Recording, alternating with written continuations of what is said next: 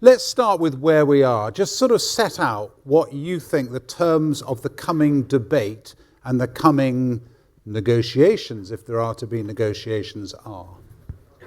Well, I think obviously there are going to be two sides to it. Let me start with the EU side. And the first thing, I think, just to wrap our heads around, because we're British and it's hard, is they don't really talk about us very much at the moment. We're not a priority. They've got far bigger fish to fry than any improvements on the TCA with us. And so we have to go as demandeurs, and we have to offer them something that they want. Now, there's stuff that they want. I mean, mobility is something that many European states are very, very keen on. But I think I just detect a hint with some Labour people of two assumptions that are wrong. One, they're falling over themselves to improve the TCA, which they're not. And two, they'll be slightly kinder to Labour because they're not Conservatives, which they won't. Why are they not falling over themselves to improve the TCA? What is it that about it that they feel is not a high priority to change, given that in certain sectors at least it is potentially damaging, ratcheted up through the years for them?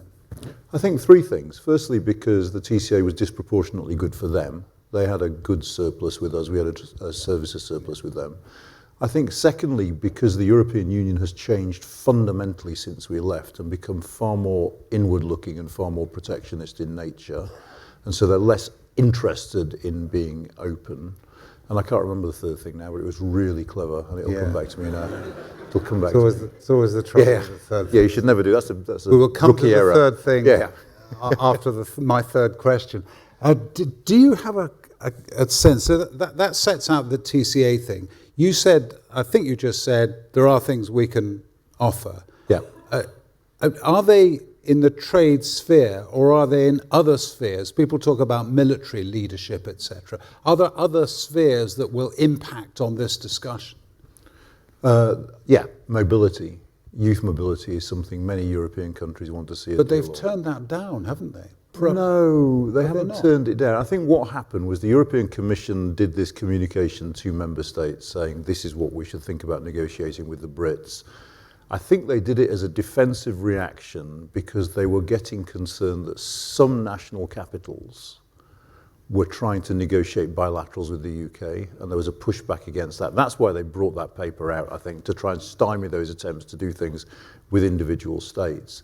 I think there is an appetite for it. I don't think it'd be interesting to see if a Labour government would sign up on the terms they offer, but one of the things they were talking about, for instance, which, I mean, call me self-interested here, I find hard to imagine, is European students again paying domestic fees in universities, and given the state of university finances, I'm not sure that would be an easy thing for us to give. And which then leads you to the kind of practical politics of it, I suppose, from both sides. And you made it clear from the European side, things have changed within the European Union since we left. Things are also changing almost day by day when it comes to the politics of internal European countries, of individual European countries. You think, how much difference, if France votes as it might vote for a new and hard right in inverted commas government, or seems to be setting the scene for a Marine Le Pen presidency, how much difference does that make to these debates we've just been talking about?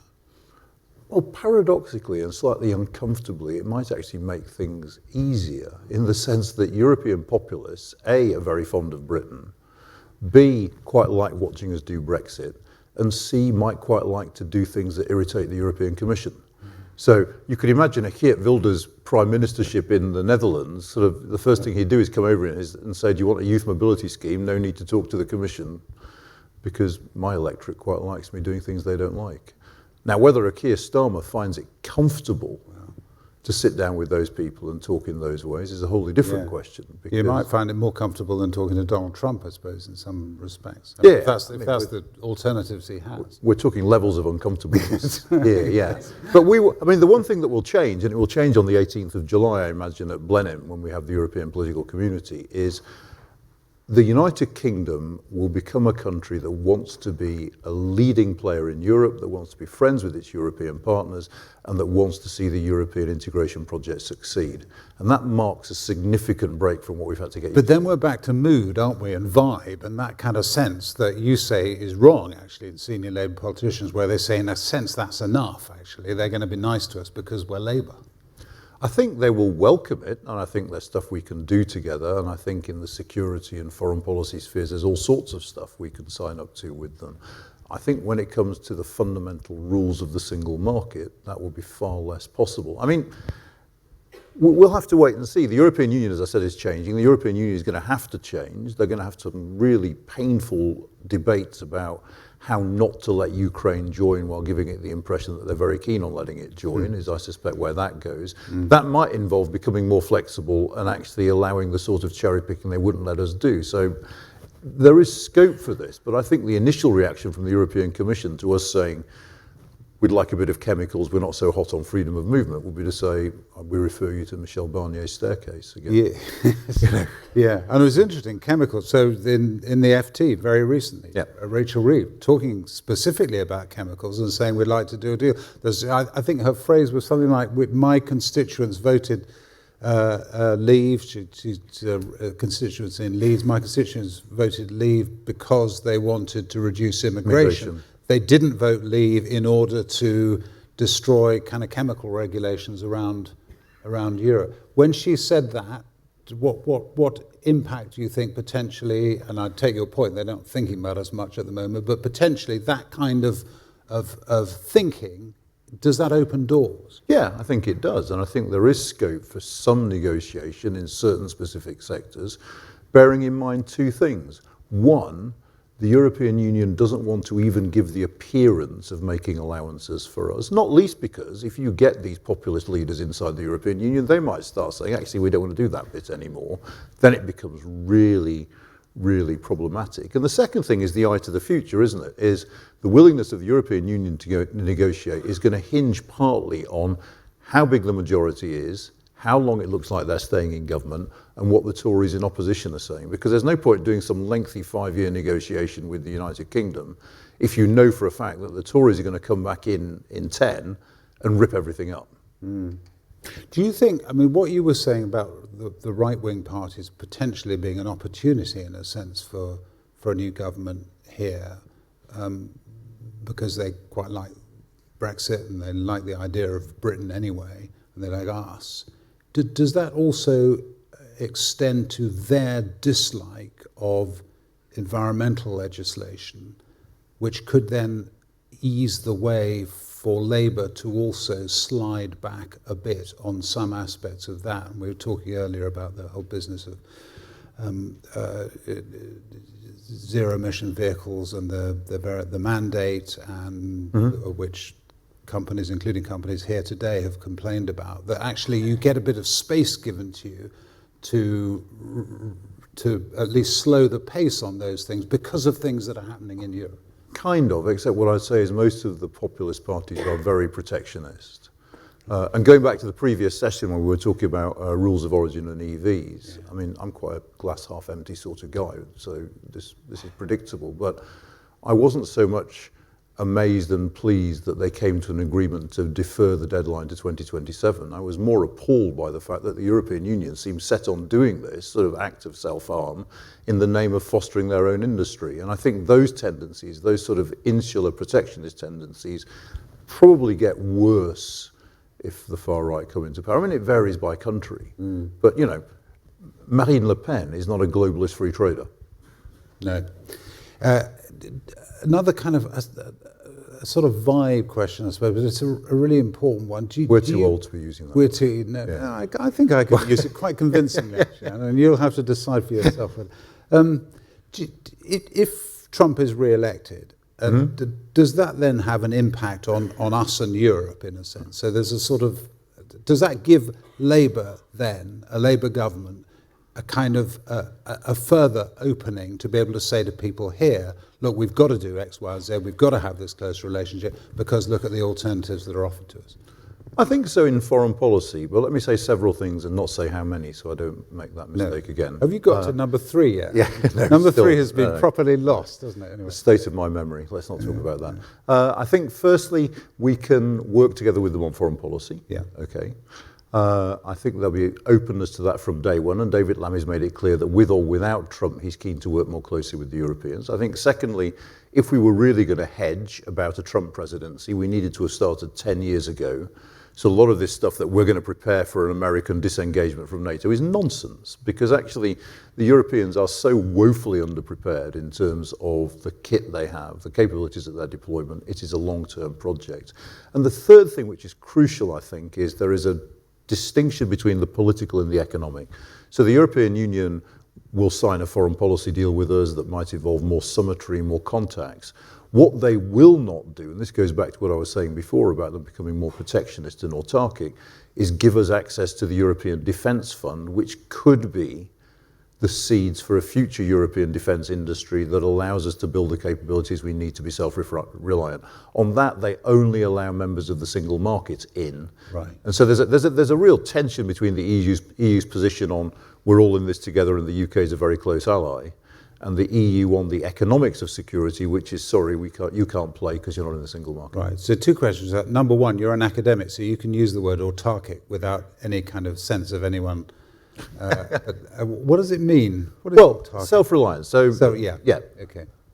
Number 2, if that is the case, what is the kind of best way? So give some advice now, basically, is what I'm saying, to an incoming Labour government.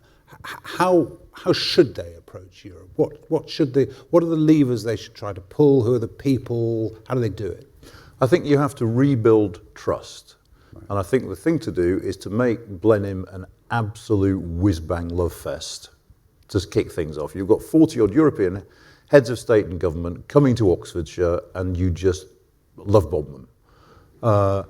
Building on that, okay, and you get the photos. Goodie bags. Well, no, the whole thing. Yeah, party bags, the whole thing. Actually, okay. one of the many reasons I was surprised that Sunak called the election early. A McLaren in every bedroom, as it were. Imagine. Yeah.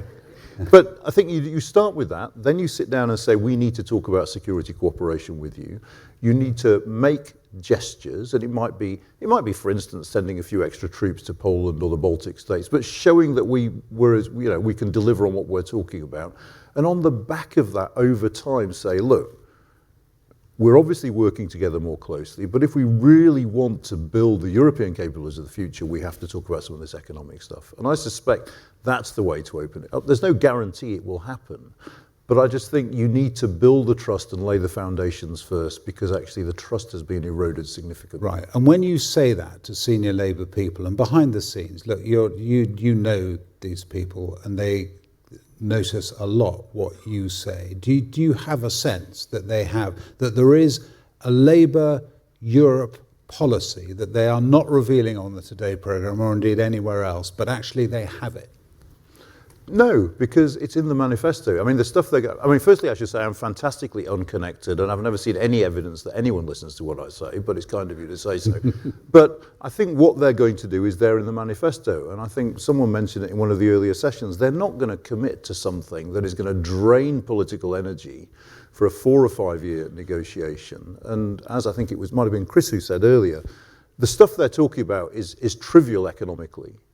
Yeah. They're not looking to the European Union to do the growth that they're making a priority. They're looking elsewhere for that. What they're looking for the European Union for is a reset of our diplomacy, a reset of what they see as the damage done to our standing in the world, and just a closer political relationship with these people. A veterinary agreement's fine. If you import or export food, it'll make your life easier. If you're worried about the NIGB border, it'll make that easier, but it won't shift the dial on growth. Final thought about the disconnect that there is between, there are all sorts of disconnects between the European Union and us, but when you look at, and this is something Rachel had in one of her graphs, but I just think it's fascinating because it's not necessarily static, it's young people. So here we have this huge, I can't remember what the stats are, but the proportion of young people intending to vote Conservative is really tiny this time, really vanishing, tiny. And slightly better for reform, but only slightly. Whereas you go to France or to Italy or to wherever, what are the drivers of that, and are there drivers that we can see in that could easily come here?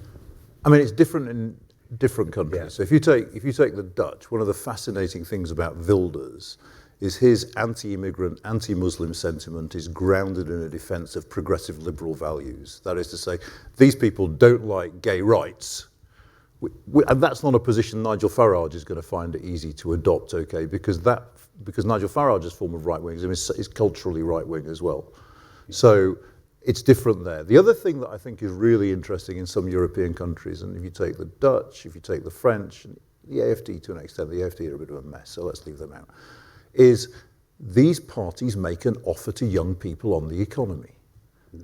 So they're saying things like, if we come into power, we have to address as a priority the problems young people face in getting on the housing ladder. Now, that's partly an immigration message, it's partly an economic message. And as yet, Reform have a very, very different sort of economic message, which isn't sort of designed to appeal to young people. But one of the things to watch, because from memory, UKIP started out as a very right-wing economically party that was talking about privatising the NHS and stuff like that. And after a few years, it became clear that there was only a limited market for that sort of stuff. So their economic programme drifted leftwards. And I wouldn't be at all surprised in this Parliament to see Reform UK do the same thing. Anand Menon, it's been a huge pleasure talking to you. We will come to point 3 next year. A round of applause, please, for Anand. Thank you so much. Good to see you.